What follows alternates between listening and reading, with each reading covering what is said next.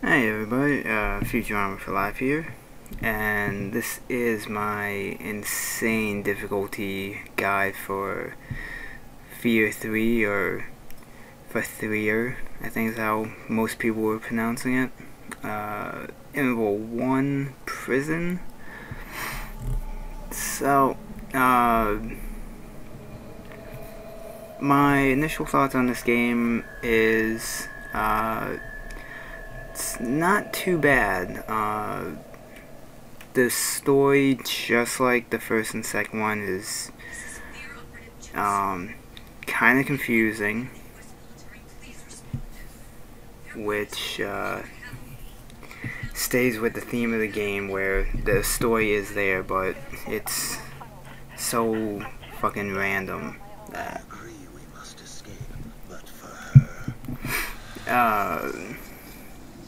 it's the first of the main games, not counting the DLC for the first F.E.A.R, to not be done by Monolith, but this was done by Day One, who actually handled the porting of the first F.E.A.R and the DLC to the 360 and the PS3. So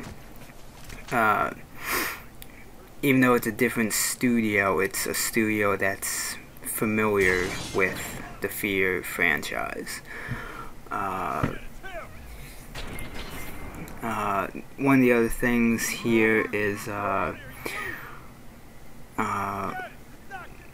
there's regenerating health now, compared to the previous games where you had like 100 health and armor, and you had to get like med packs and body armor and whatnot, which I have no problem with. I actually kind of preferred. It does take down the difficulty somewhat, but to make up for it, they made some of the areas not impossible to get through, but they definitely upped the difficulty to compensate for the regenerating health. One of the other features is like a scoring system that it's kind of like how in multiplayer, how you can like rank up and like you earn points for, you know, getting a certain number of headshots or something. As I started this game on Insane, I think I was a level 10 or a level 11. And you'll notice that like my slow-mo meter is close to a half circle. When you start out, you only have like a quarter of a circle, and every I think it's like at 2 different ranks you get an increase in your slow-mo. One of the other things is to play the game on Insane, you have to beat the game once. I don't think it's difficulty related. I beat it on normal the first time, and then I had Insane unlocked. Coming up here, this is a quick little missable achievement.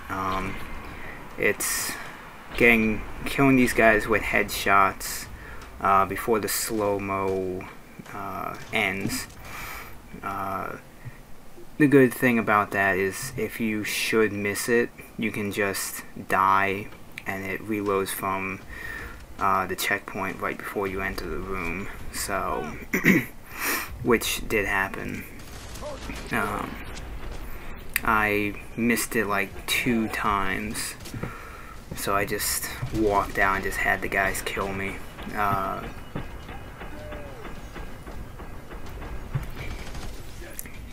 this is one of the sections where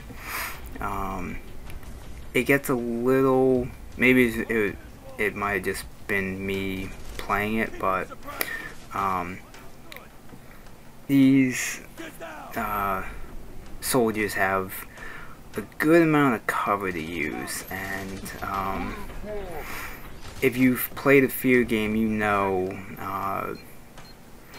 especially on the hardest difficulty, the bad guys really want you dead. They don't rush you as bad as they did in like F.E.A.R 1, but if they get enough of a chance on you, they will put you down pretty quick. And there's a couple points where I'm like trying to like flank a guy, and he like knows I'm doing that, so he's moving like to the other end of the hallway or around to a different piece of cover. So you really have to be on your toes sometimes against some of these Armacan soldiers. No replicas. I'm pretty sure there were replicas in F.E.A.R 2. Yeah, but this time you're basically just facing Armacan soldiers, and then later on you start encountering some of the demons that are showing up because of Alma's contractions, being that she's pregnant.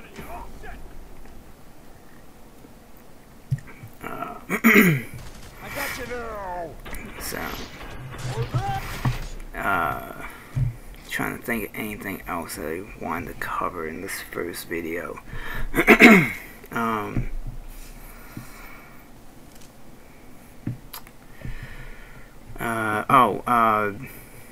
One of the things that they kind of brought back from the first game, but then also combined with the second game, is the grenades. For the frag grenades, they work on a timer where the longer you hold it and then throw it, it'll explode. And they also work how they did in the first game, where if the moment it hits a soldier, it automatically will explode. Which was something that I kind of missed from the first game in the second one, because they just had the timer, but if you hit a guy, it didn't immediately explode. So